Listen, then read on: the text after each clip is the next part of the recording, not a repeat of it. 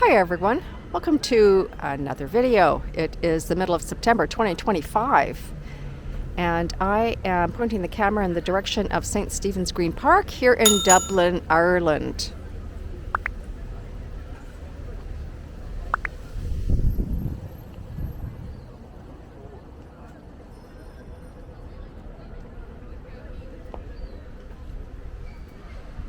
It's been a long time since I've worked with this camera, since I've recorded, so please bear with me. Now the head is not moving up or down and it's not zooming.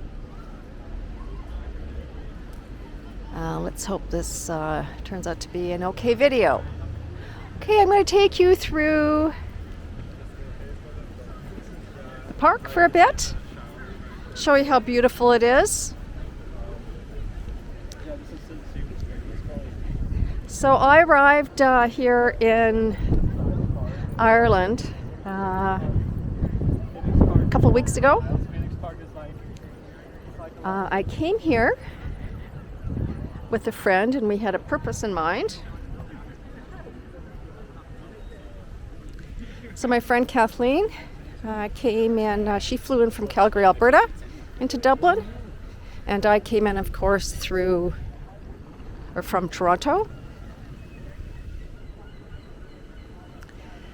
So Kathleen and I planned this Ireland trip for the main purpose of doing a walk hike together.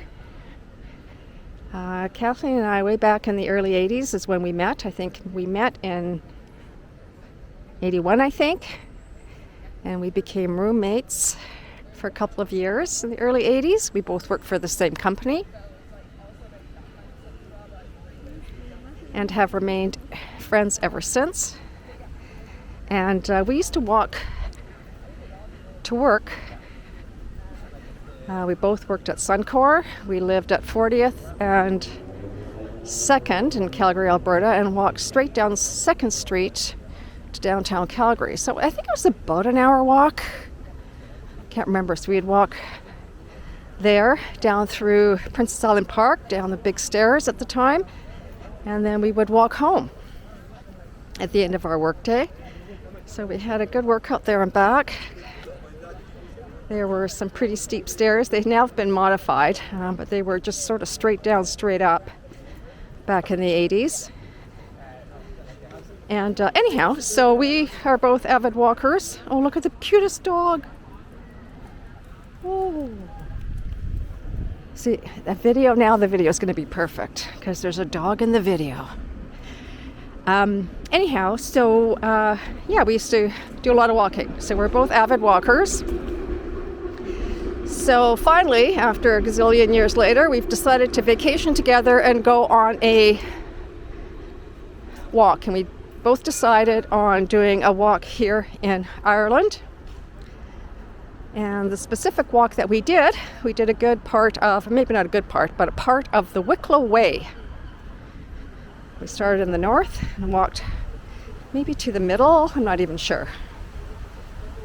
It's kind of a blur. And it was quite a walk, and I'll fill you in about that in a minute. But just talk a little bit about St. Stephen's Green. It's this beautiful park in the middle of city centre here in Dublin. And Dublin, as probably most of you know, is the capital of the Republic of Ireland. Dublin is on the east coast of the mouth of the Liffey River. I'm not sure whether or not this video will take us there. I just wanted to give you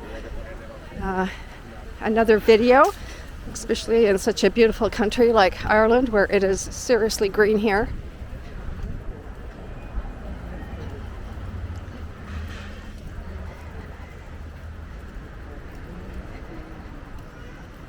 So just a little bit more about the park. It is in the heart of the shopping district as well, as most shopping districts, most cities are in the center of the city, of which this park is located. And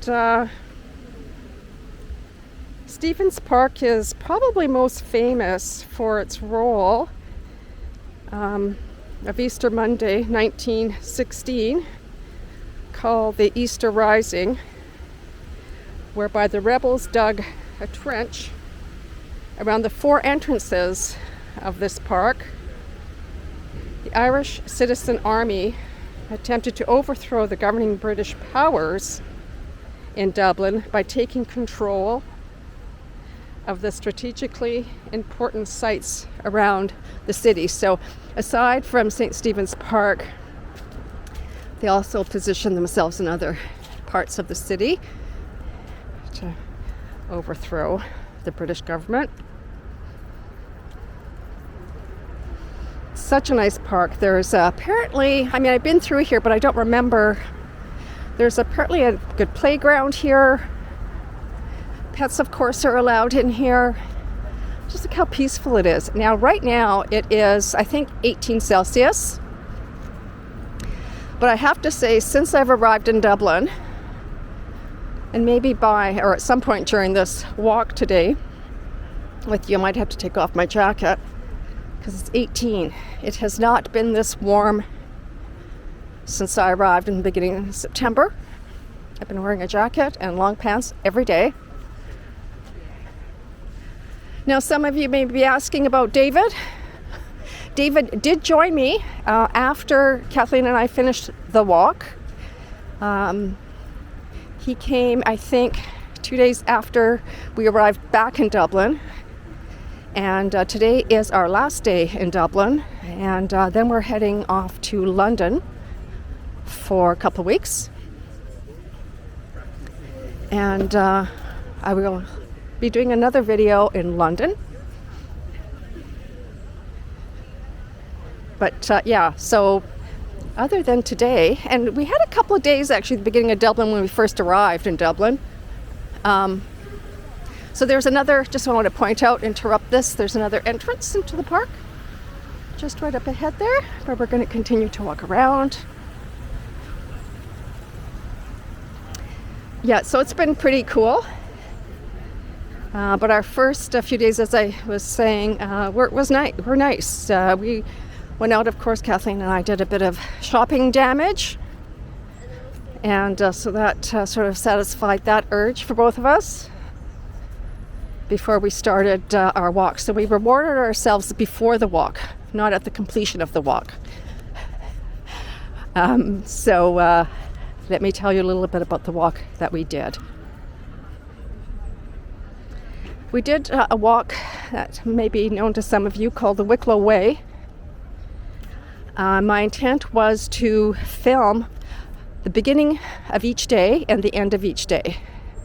So to show you our start point, maybe show you some important or key sites along the way, and then concluding our day, the end of our walk. However, it was raining every day, and it was cold. We were cold.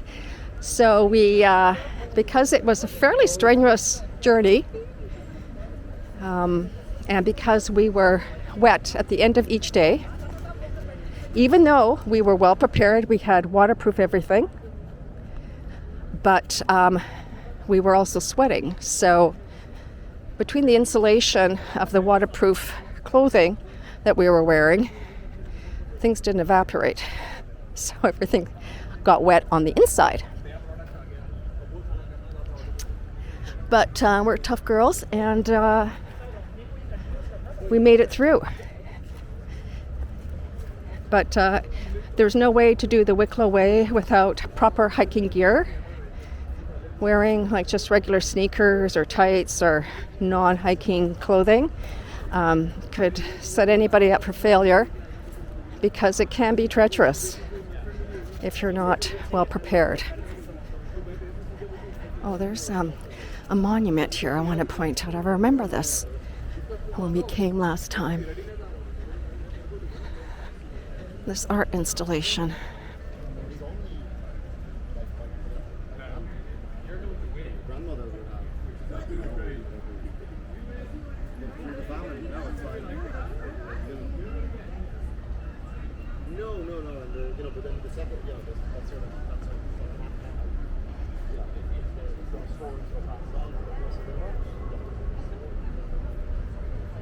Now, I'm sure there is some signage here that tells us what it is. Let us see. Of course, yeah. And I suppose if I'm being that, long enough ago, that wasn't really a possibility. So there was the famine, of course, in, was it 1764 or 1864, way back when, where it wiped out like 1 million people of Ireland. Here we are. Now, where are we? Does it have a "You are here" marker somewhere that I have totally missed? Anyhow, we'll just keep on walking. There's a lot of history here in Ireland, a lot of it pretty sad, I have to say.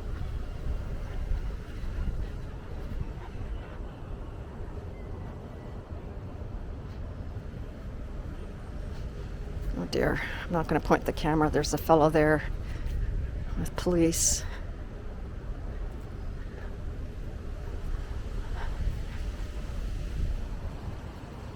Oh, I hope he's okay. Oh man. Yeah, so I couldn't film, folks. It was raining. I was worried about the camera, and quite honestly, I was not very motivated. We were tired, well, exhausted is more like it, at the end of each day, and just wanting to stay covered up and everything secure from the rain. So, we had long days of trekking. So let me tell you a little bit about that.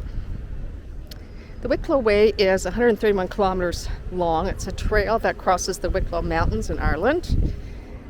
It is a designated national waymarked trail by the Irish Sports Council and is waymarked by posts with a yellow walking man signal, so that just to make sure that you're walking along the right way. But these markers are sort of few and far between, and because you're in the middle of nowhere, it can be easy to walk off the marker. So GPS was critical.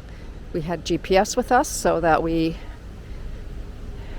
didn't easily walk off the path, which can happen.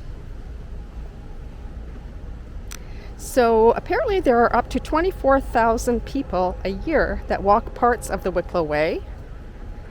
And the Wicklow Way is regularly, let's try that again. The Wicklow Way is regularly used by mountain running competitions. Now, we did see some youngsters, probably early 20s, who were running up the steep mountain. Mountains are steep. And they were young fellows that were running, but only parts of it, of course. While both Kathleen and I were with our gear, our knapsacks, slugging up the mountains. The trail is composed of forest tracks, mountain paths, unpaved rural paths, mountain upland lakes, and steep-sided glacier valleys that make up the terrain of the initial northern section of this walk, of which we did. We didn't do the southern part. Apparently it's a little easier, or rather less steep. We had to be very cautious on most part of the trail when we were ascending and descending, because it's steep and you can easily slip because it was raining. Everything is wet and slippery. There were rocks and slate that we were walking on with no grip other than the shoes that you were wearing. So that's why it's seriously key to have the right shoes. I'm just trying to figure out where else I want to go. So I'm going to take you through Grafton Street, which is a major shopping area. But just to finish off a little bit more about the walk that we did. As I mentioned, we were scaling, I guess that's a pretty strong word, valleys and mountainsides, and it was pretty tough in some parts. There was granite and slate, and there was also the blanket bog. A bog is an area of peat forming where the climate is high rainfall and low evaporation, allowing peat to develop in the wet hollows over large ground. Just the way I would describe it is quicksand. There were boardwalks, which were very narrow, probably 12 inches across, that were positioned within the bog to walk through. And there was no railings, there was no way to walk, no other place to walk or no other methods of support other than the boardwalk, which I mentioned really was probably only 12, maybe 18 inches across. And it had metal, I'm not going to say nails, but it was like a metal pieces that were within the wood to help from slippage, because if it was just the wood, of course, it would get wet and slimy and much easier to slip. But these metal inserts were very helpful for not slipping. But again, we were paying attention to every step that we took. So even if I was going to record, it would have been really disjointed. Well, I guess a lot of my videos are disjointed. Not that it'd make a lot of difference, but it would have been dangerous and probably foolish to try and record.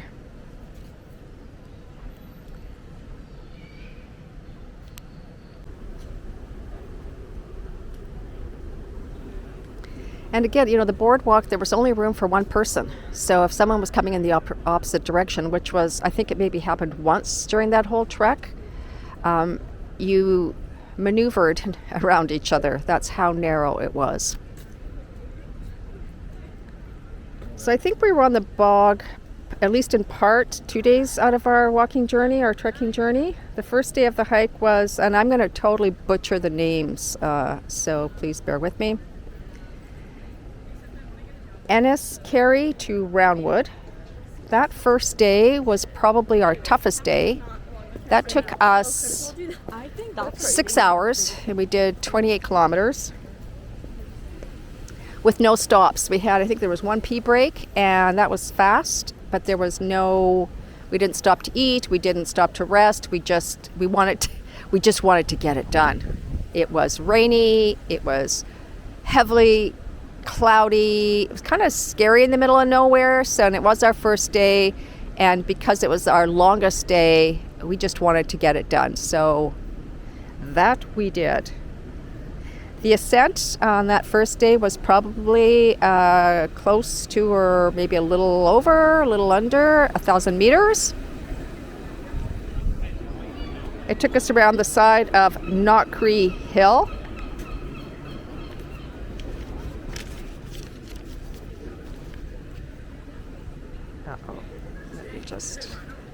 There's somebody approaching me, so let's just be okay. It's all good. And then there was a drop down to Glencree River with about a 2K trek along its banks. Then we climbed up to the entrance of Crone Woods. So it is a school day. So there looks like there's a lot of groups here in the park. So from there, the Wicklow Way follows along Forest Pass to emerge at Ridge Rock.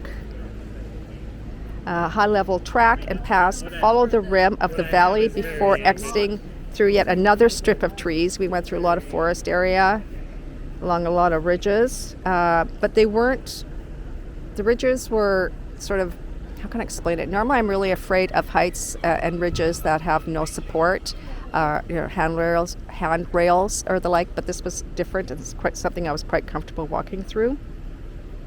So we went through a strip of trees into the upper valley of the Dargle River. Again, I apologize for my pronunciation of some of these nouns.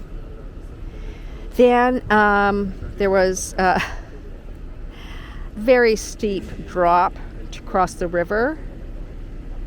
the Wicklow Way then climbs to the crest of the ridge where it leaves the shelter of the forest to climb the slopes of the DJOUCE, the DeJoyce Mountains, which contours around the eastern side of the mountain. Let me tell you folks, talk about steep climbing. And then we were walking on an angle, almost on our side. That's just how this contour around this mountain was. And then we joined the ridge from the DeJoyce Mountain to White Hill before descending the bar.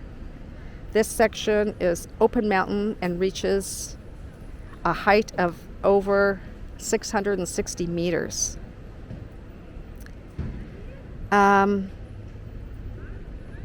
Where there was seriously heavy mist, like you couldn't see the top, you could sort of see in front of you. Lots of rain, and we certainly noticed a temperature drop up there as well. So that was our first day. So, to think after that, after we completed that day, we just thought nothing can be as bad as that day. And when I say bad, I just mean it wasn't quite what we were expecting. Like the notes did talk about it being steep and, the ridges and that type of thing. But I don't think it really gelled in my head at the time. But it was not for the faint of heart. And just so glad that we both completed it. The second day was to the Laragh hike, Laragh, Laragh, I think it's pronounced. And that was a distance of around, I think, 12 plus K to Glendalough, the ascent of about 350 meters, I think. This was a really pretty day, actually. This was the only day of the hike that it wasn't raining. It was misty. But we could see ahead of us. And I didn't record just because there was fairly heavy mist. There was no rain, but I was again concerned about the camera. But it was a nice hike, and it was I think only 12K that day. And then we did, I might have these days out of order. Then we did Glenmalure hike. That was, I think, about 17K, and with an ascent of 595 meters. We crossed the valley of the Glendalough to the valley of Glenmalure, and the Wicklow Way passes off the lower lake climbs past Pole and S. That's POLL, and then AN, and then EAS, totally butchering that one. And so we walked along the length of the Glendalough. I'm just trying to get the names correct here, even though I'm butchering them, but at least if I have them in front of me, I can at least spell them out for you. And from there, the path continues climbing up the eastern shoulder. I think it's Lugduff Crossing. The ridge at the pass of the Borenacrow. Oh, I'm sorry, folks. I think that's Borenacrow. Before descending through forestry of the Drumgoff Crossroads in Glenamore. It sounds like I'm speaking a different language because my very poor ability to pronounce the names of some of these lovely Irish. They're barely villages. There was one place we walked into, and there was just our accommodations, nothing else around it but field. So, just goes to show you, we were in God's country. So now, after leaving St. Stephen's Green, which is fairly near the famous Trinity College on Grafton Street, which again has been the center of shopping in Ireland since Victorian times. Now we just want to cross this road, and this, I think, is going to be the top of Grafton Street. So here is the streetcars that come along here.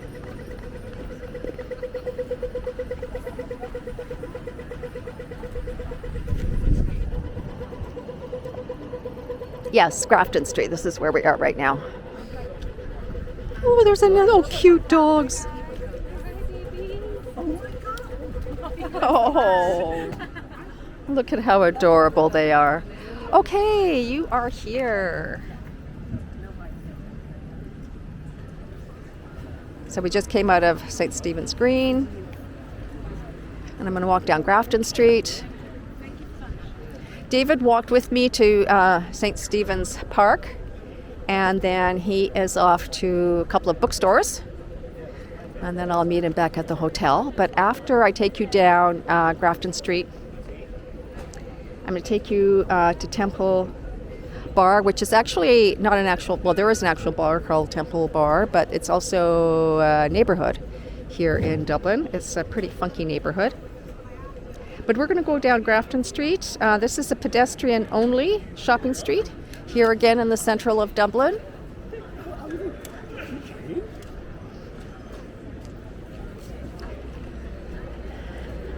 So it makes shopping very comfortable. Don't have to worry about traffic. And this is a middle of the week right now, folks. We're walking down here on a weekday in mid-afternoon, and it looks busy. On the weekends, this place is packed with people.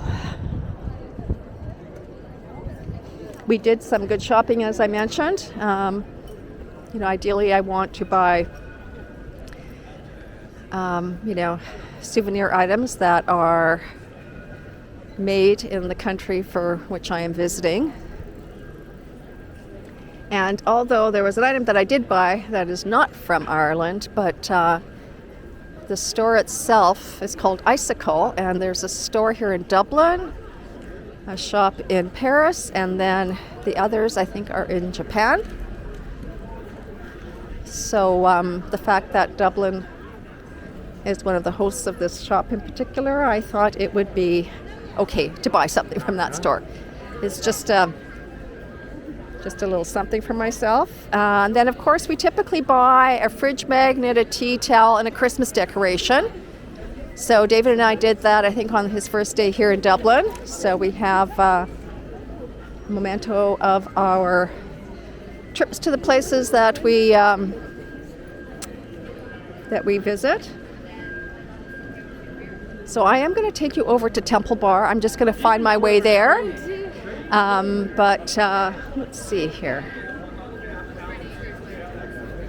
I'm not sure whether I'm going to continue recording or not. Oh, down. No, that's not it.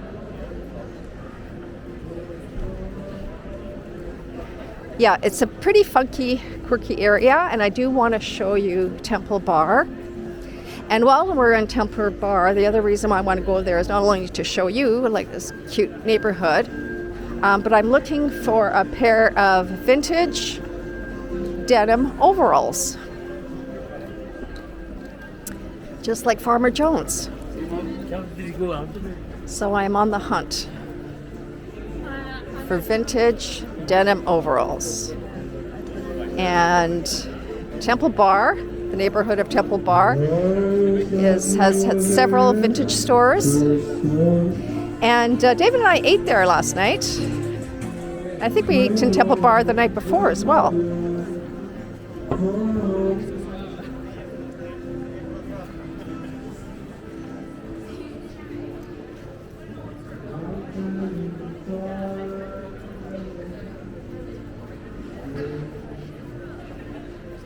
So a lot of stores that you will recognize, store names that you will recognize.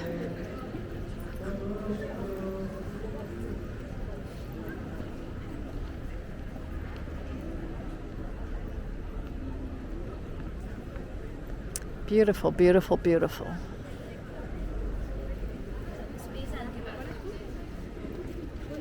Oh, Thomas Brown is like our Halt Renfrew. I had to take a peek in there. And of course, Marks and Spencer's.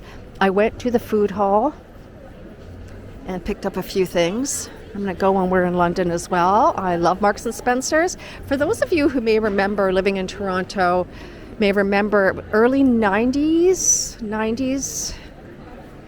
We did have a Marks and Spencer in the Halt Renfrew Center. Not ground level. Maybe it was ground level. I just remember it from the sub-level. We had a Marks and Spencer's because I bought a sweater there once, and I don't know, I guess they didn't do well in Toronto. Okay, I'm going to take a journey down here, see where that takes me. I just want to go down here because it's a pedestrian walkway. More for you to see.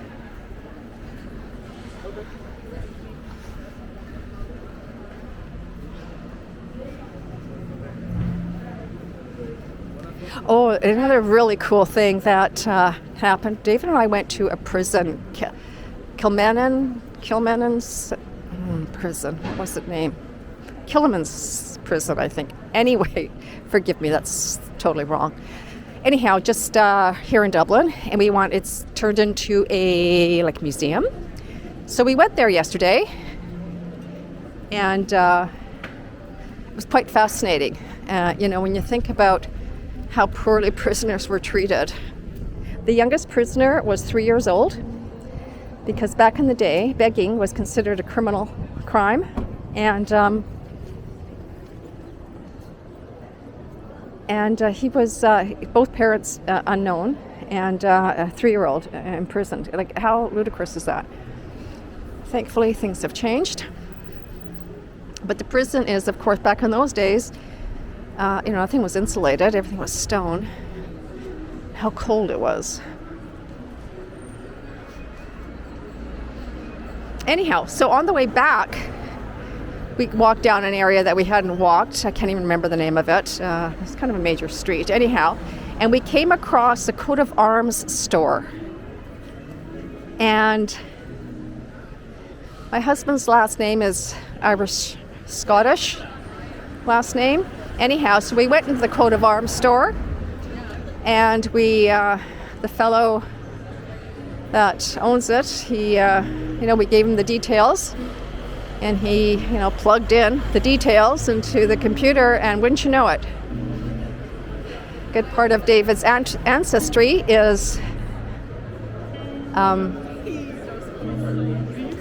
recorded. David's father is mentioned. David's cousin is mentioned.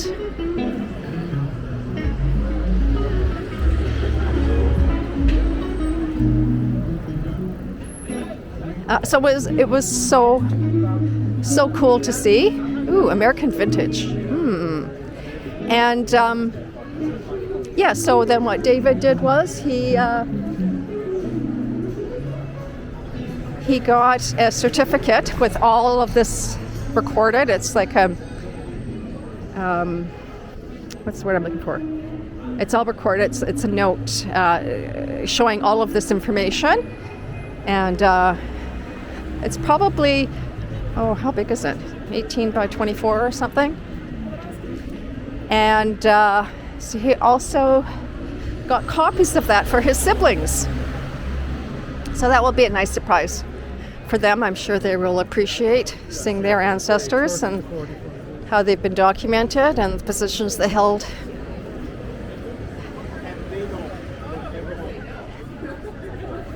So I think I may not be walking in the right direction. So I'm going to get to the corner here and see where I need to go.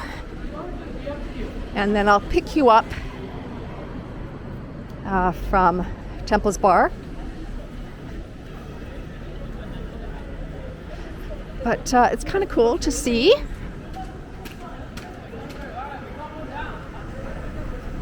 A little bit of Dublin. I hope everybody's doing well. I would like to welcome new subscribers. I think I'm just over 400 subscribers. Thank you very much for that. And welcome back, previous subscribers. And if you are not a subscriber, I would appreciate it if you subscribe to this channel. I hope to be a little bit more consistent, instead of months apart in videos. At least one a month, right? One a month.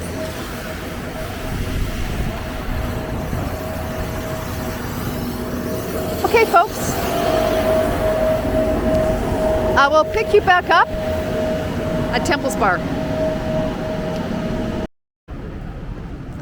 Okay, here we are in the Temple Bar neighborhood. Maybe you can see that sign up ahead. It says Temple Bar, the Temple Bar. So that's at the actual bar. But right now we're on Temple Bar Lane.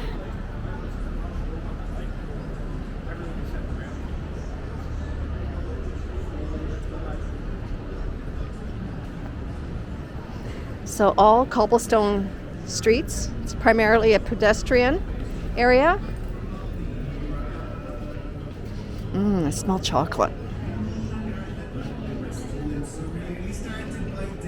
This is very much a tourist site here in Dublin, the Temple Bar neighborhood. Guinness is everywhere. I've yet to taste Guinness. I don't think I will, but yeah, Guinness is like the drink of choice here. So here where you can see all the glittery lights. This is Temple Bar, and you can see it's busy because it is a tourist attraction to be here. All kinds of food, restaurants of choice, lots of restaurants, lots of pubs.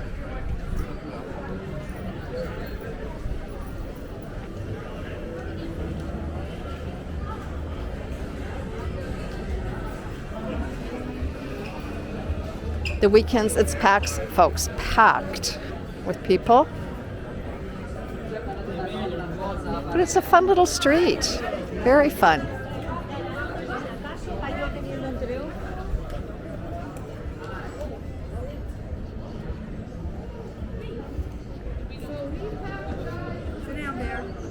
And I just love listening to the local folks and their beautiful Irish accent. It's so attractive, so appealing, so beautiful. Now, the vintage store I think that I want to go to is in this direction. So I've been to a couple of vintage shops. Either they don't have denim overalls or what they had didn't fit. So I've been in this vintage store, and I've been in this one. But I did see some overalls just up here that are actually made in Montreal, and it says made in Canada. So I'm going to go in and try them on. I've been in here, this vintage store. Where are we? Frowny Street Upper. Okay. Oh yes, here we are. I'm sorry if there's wind noise, folks. It's pretty windy at the moment. Very narrow, ancient streets. Here, gotta make sure no one runs me over. Yeah, Badlands, that's what it's called. Badlands. Okay, I'm gonna turn you off and then check out those overalls. Okay guys, I just came out of Badlands Vintage and I scored. Here are my overalls. Made in Canada. Ikeda, I've never heard of that brand. Built to last.